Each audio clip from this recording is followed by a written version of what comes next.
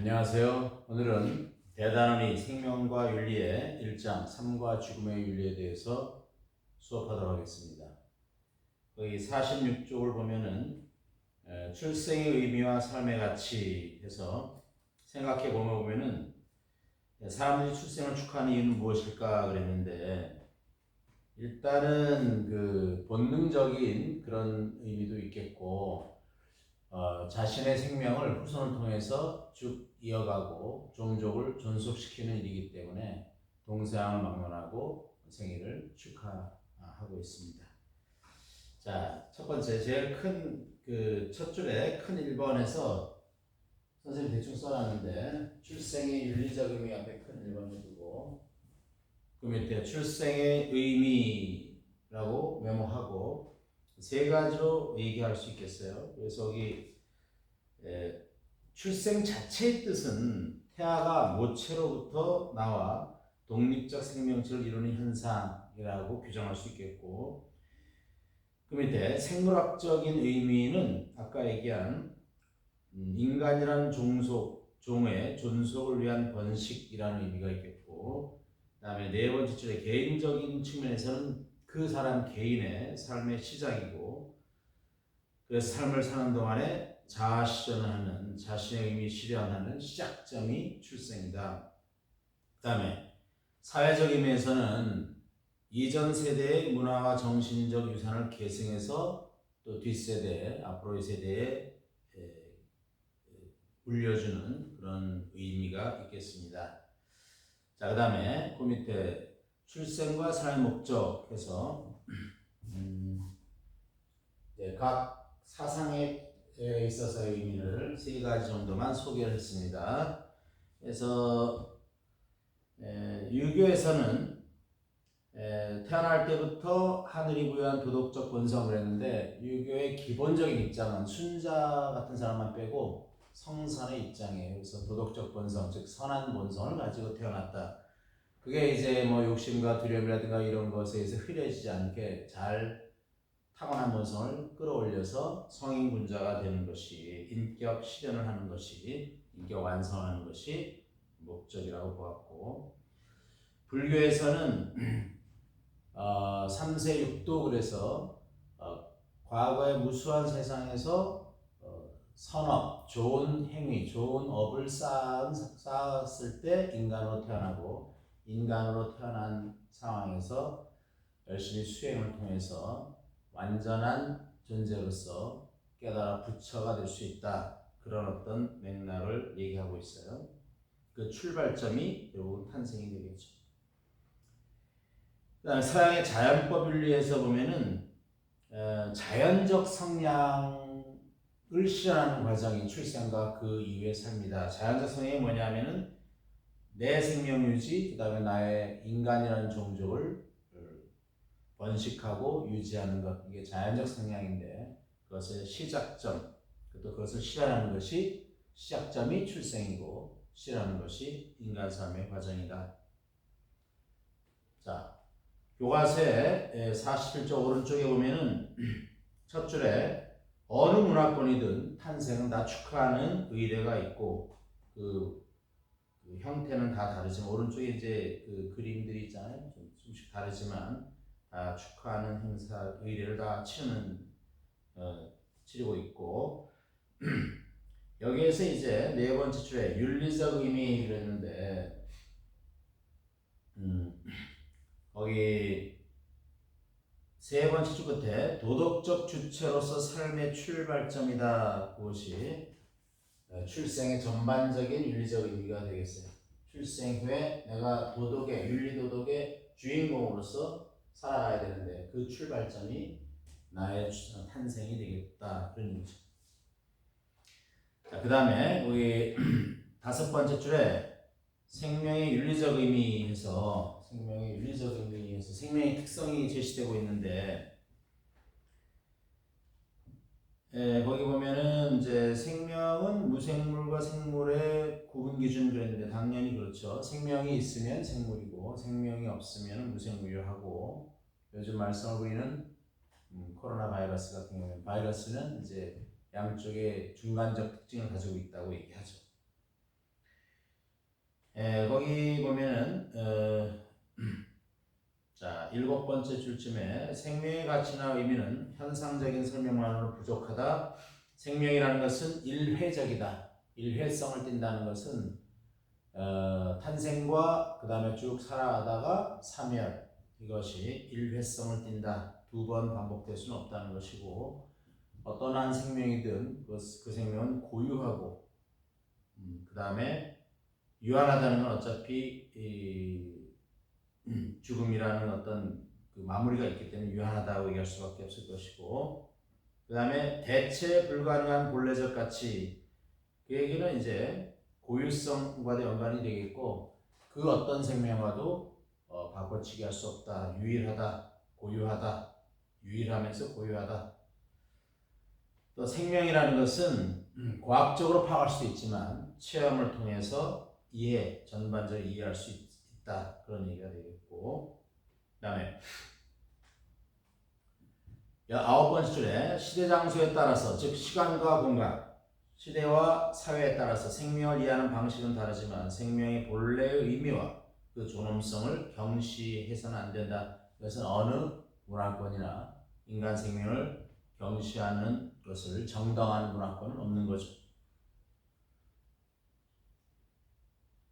자, 스스로 생각한 여름에 보면은 태교와 베이비 디자인 게 나왔는데, 동양의 이 태교 개념은 뒤에도 나오겠지만 아이가 이제 아이를 임신한 순간부터 인간으로 보는 그런 입장에서 임산모가 아이를 출산할 때까지 임신한 상태에서 여러 가지 굉장히 조심하고 좋은 생각만 하고 좋은 음식만 먹고 좋은 행동만 하고 하는 노력이 태교가 되겠어요. 그 다음에 그 베이비 디자인이라는 내용을 보면은 뭐 IQ, EQ, 운동신경, 몸무게, 여러분이 원하는 어떤 사양을 선택해서 제조업자에게 제조업체인 자료은행에 올려주고 돈 보내면 주문이 완료되고, 뭐 머리카락을 전송해주면 배양을 해서 한 2년 정도 뒤에 원하는 아기를 보내준다, 이런 식의 얘기인데, 마치 이제 커피 자판기 같은 그런 얘기가 되겠죠. 그래서 밑에 질문은 가와 나에 나타난 아기를 대하는 부모의 마음 어떻게 다른지 말해보자 했는데, 가에 있어서는 모녀 간에 어머니와 자녀 간에 굉장히 그 천륜이라고 하는 끈끈한 어떤 정과 사랑이 작동을 하겠지만, 밑의 경우에는 그 어머니가 임신 10달 동안 임신하고 조심하고 이런 과정을 거치지 않고 그냥 머리카락 보내가지고 출산한 상태니까 그 어머니와 자녀 간의 어떤 돈독한 정이라든가 천륜에 해당되는 어떤 그런 끈끈한 정, 이것이 존재할 수가 없다. 그래서 인간관계가 근본적으로 깨질 수 있는 것이 밑에 얘기가 되겠다. 뒤에는 그 다음에 출생 관련된 윤리적 쟁점이라고 해서 그 인공 임신 중절과 그 다음에 생식 보조술의 얘기로서 3번째 줄에 시험관 아기, 비배우자 인공수정, 대리모 출산, 이런 문제를 알아보자. 첫 번째는 인공 임신 중절. 그래서 찬성과 반대가 있겠는데, 찬성의 경우에는 이게 모체,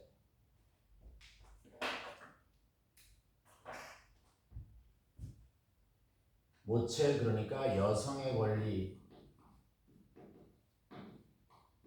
이거를 내세우는 것이고, 중절에 반대하는 것은 그 폐하의 권리를 강조하는 거죠. 그래서 여기 보면은 일단 인공 임신 중절 개념 자체는 5번째 줄 오른쪽에 보면은 분만 전에 산모의 신체에서 태아를 인공적으로 분리하는 것, 인공적으로 임신을 종결하는 것, 그렇게 규정할 수 있는 것이고, 자, 임신 중절에 대해서 찬성하는 근거는 거기 5가지야. 소유권 근거, 생산 근거, 자율 근거, 평등권 근거, 정당방위 근거. 소유권 근거는 말 그대로 태아도 여성의 몸에, 그 임산모의 여성의 몸의 일부니까 내 몸이니까 내가 마음대로 할 수 있는 권리가 있다. 생산 근거, 여성이 태아를 생산하기 때문에 생산자가 그 권리를 마음대로 할 수 있는 권리를 가진다. 그다음에 자율 근거, 인간은 자신의 신체에 대하여 자율적으로 선택할 권리가 있다. 그러니까 내 몸에 대해서 내가 마음대로 할 수 있는 권리가 있다. 자율이라는 개념은 스스로 다스린다는 개념이죠. 그러니까 내 몸에 예를 들어서 뭐 손톱 내가 깎을 수 있고 안 깎을 수 있는 것처럼 태아도 내 몸에 있으니까 내 마음대로 할 수 있다. 평등권 근거는 남성을 많이 의식한 개념이라고 볼 수 있겠는데, 여성이 인공 임신 중절에 대하여 자유롭게 선택할 수 있을 때 남성과 동등한 권리를 가진다. 자녀를 낳는 문제는 어떻게 보면 똑같은 책임인데 남성은 자유롭고 여성은 자유롭지 못하면 동등하지 평등하지 못하지 않느냐, 그런 식의 주장이고, 정당방위 근거는 여성이 자기 방어와 정당방위 권리를 지닌다 해서 원하지 않는 임신의 문제가 여기에 연관이 되겠습니다. 그 다음에 인공 임신 중절의 반대 근거는 잠재성, 존엄성, 무고한 인간의 신성 불가침 근거, 이렇게 3가지를 제시했는데, 전부 이 그 3가지 근거의 전제에는 태아가 사람이다, 인간이다 라는 것을 전제로 깔고 있어요. 그래서 그 잠재성 근거 보면은 태아는 임신 순간부터 성인으로 발달할 잠재성이 있으니까 인간의 질을 지닌다. 존엄성거, 모든 인간의 생명은 존엄하기 때문에 태아의 생명도 존엄하다. 그 다음에 그 밑에도 잘못이 없는, 무고한, 잘못이 없는 인간의 진행에는 도덕적으로 옳지 않은데 태아는 무고한, 잘못이 없는 인간이다. 전체적으로 전부 다 태아가 인간이라는 걸 전제로 깔고 주장하는 것이 이 반대 근거, 잠재성, 존엄성, 무고한 인간의 신성 불가침 근거, 이 3가지가 되겠어요. 자, 그 다음에 이 임신 중절, 인공 임신 중절과 연관해서는 요 2가지 어느 쪽에 근거하느냐, 요 2가지 어느 쪽이 더 중요하냐 문제도 있지만은 또 하나의 핵심은 어느 시점부터 인간으로 보느냐, 그것이 관건이 되겠는데, 거기 수정된 순간부터 모체 밖으로 태아가 분리되었을 때 독자적인 생존이 가능한 시점, 그 3가지 나와 있는데 오른쪽에 함께 나누는 가을을 보세요. 거기 보면은 좀 더 네 가지 정도 자세히 나와 있어요. 그래서 수정란부터 그 다음에 구주된 태아는 사람의 모습이 거의 갖춰져 있고 뇌가 활동하니까 그때부터 사람으로 보자. 그 다음에 6개월이 되면은 인위적으로 이제 태아를 분리해도 바깥에서 사람으로 성장할 수 있다라고 해서 이때부터 인간으로 보자. 그 다음에 밑에 신생아 그랬는데 태어난 뒤부터 인간으로 보자. 이렇게. 그 밑에 네모 안에 A, B, C, D 입장 이렇게 나와 있죠. 그 4가지가 나와 있고, 거기 3개월 된 태아 이 부분은 이 박스 안에는 생략되어 있어요. 자, 그걸 이제 참고하고, 그 다음에 왼쪽으로 가서 48쪽의 마지막 문단에 보면은 동양의 경우에는 태아를 인간으로 보았다. 아까 얘기한 임신 순간부터 태교를 하면서 사람과 똑같이 생각했던 것이고, 거기 보면은 마지막 문단 첫 줄에 태아의 상속권을 인정하는 제도나 출생한 아기에게 태어나자마자 1살의 나이를 인정해준다. 우리식 나이는 그 서양식의 나이에 비해서 1살 더 추가하죠. 태어나면서 이미 1살이라는 것은 임신 기간 동안에 그 한 10달 정도를 1살로 인정을 해주는 거니까 사람으로 인정한다는 거죠. 그 다음에 마지막 세 줄에 현재 우리나라에서는 원칙적으로는 임신 중절, 인공 임신 중절을 금지하지만 뭐 거기 24주 이내에 태아일 때 본인이나 배우자의 질환이 있거나 성폭행 등에 의해서 임신이 됐다든가 해서 법률이 정한 범위 내에서만 허용을 한다. 그래서 왼쪽에 보면은 한 걸음 더에 그 법률이 나와 있죠. 모자보건법 여기에서 여기 보면은 1번 대통령령으로 정하는 우생학적 또는 유전학적 정신장애나 신체 질환이 있는 경우, 그 다음에 대통령령으로 정하는 전염성 질환이 본인이나 배우자가 있는 경우, 강간 또는 중간간에 의한 임신, 법률상 혼인할 수 없는 혈족 또는 인척 간의 임신, 보건의학적 이유로 모체 건강을 아주 심각하게 해치고 있거나 해칠 우려가 있는 경우, 이런 경우 등등해서 그런 법이 정한 범위에서만 인공 임신 중절을 허용한다. 원칙적으로는 금지한다. 자, 오른쪽 아래 49쪽. 자, 소가로 2번 하고 생식 보조술에도 이거 일제히 쟁점을 했는데 생식 보조술의 이 네 가지를 얘기하고 있어요. 자, 그 밑에서 네 번째 줄에 생식 보조술에는 그 인공수정과 시험과 아기술을 그랬는데 요것도 다 생식 보조술이 되겠어요. 그래서 인공수정은 모체 내에 정자를 인위적으로 주입해서 수정 또는 임신을 유도하는 방법이다.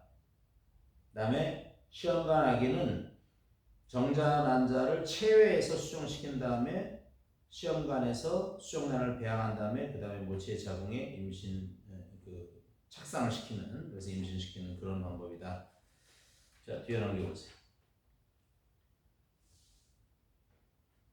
50쪽에 맨 꼭대기에 보면은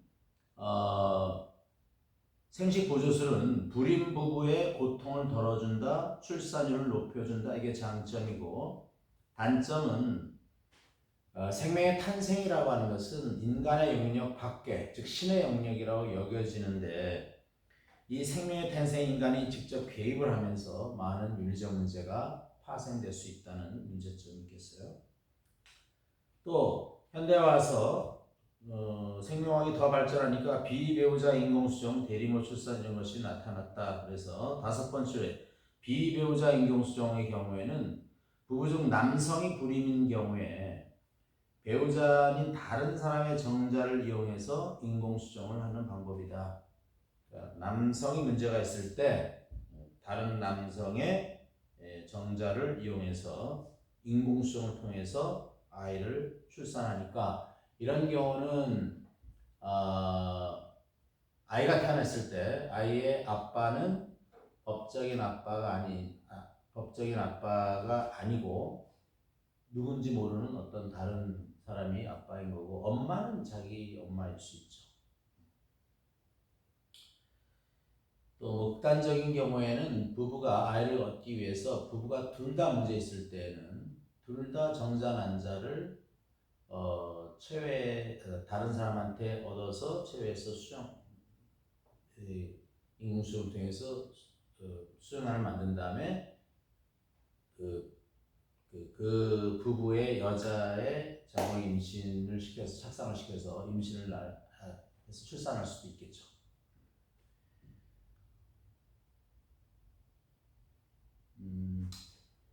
예전에 뭐 이런 게 있었어요. 자매, 그러니까 이제 친언니 여동생인데 각각 지아비부 남편이 있어요. 그래서 굉장히 이제 결혼해서 이제 잘 살고 있었는데 뭐 이쪽인지 그 자녀가 없어가지고 워낙 이 사람들이 친하다 보니까, 예를 들어서 이제 언니가 자녀가 없다.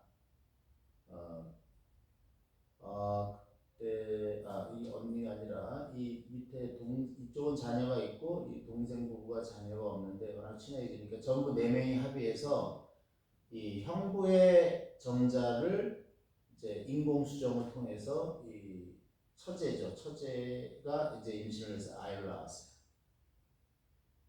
그러니까 법적으로는 그 아이는 아빠는 여기지만 실제 아빠는 이쪽이 되죠. 그래가지고 결국은 이 집이 그런 과정에서 서로 오해가 생기고 그래가지고 다 이제 파탄이 나는 그런 불행한 일이 생겼었는데, 그런 문제가 이제 이런 그 생식 보조술의 문제가 될 수 있겠습니다.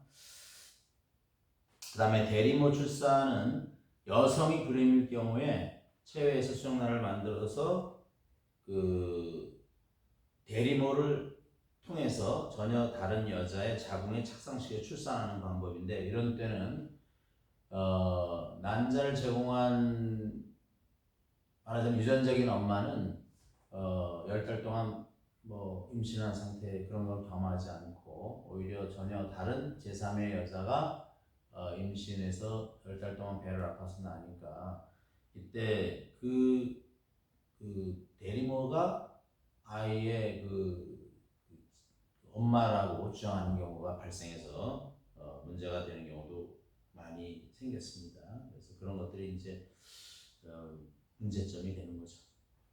자, 여기 그 6번째 한번 읽어보면은 대리모 출산은 부부 중 여성이 불임인 경우 체외에서 수정된 수정란을 난자 제공자가 아닌 대리모의 자궁에 착상시켜 출산하는 방법이다. 그래서 문제점으로서는 그 비배우자 임용수 아까 잠깐 얘기했지만 거기 보면은 이 9번째 줄에 아기의 친권 문제가 발생할 수 있고, 그 다음에 아버지 어머니가 2명이 생길 수도 있고, 대리모가 기형아를 출산한 경우에 아이에게 친권을 포기하는 경우도 생기고, 대리 임신을 위해서 돈 거래, 금전적 거래를 용인할 수 있는지의 문제, 금전적 거래가 실제로 주고받아지는 경우가 대부분이죠. 그 다음에 정자 난자를 판매할 수 있느냐, 뭐 사야 그 비배우자 인공수정을 하니까. 그 다음에 생식 보조 시술 과정에서 이용되는 여분의 수정란과 배아의 처리 문제, 어떻게 보면 이것도 사람, 이런 경우도 사람이라고도 볼 수 있는데 그를 처리하는 문제가 상당히 윤리적 문제가 될 수 있죠. 그래서 이런 많은 문제가 있기 때문에 14번째 줄에 이 생식 보조술 전체에 대해서 반대하는 입장도 많이 있습니다. 그렇죠.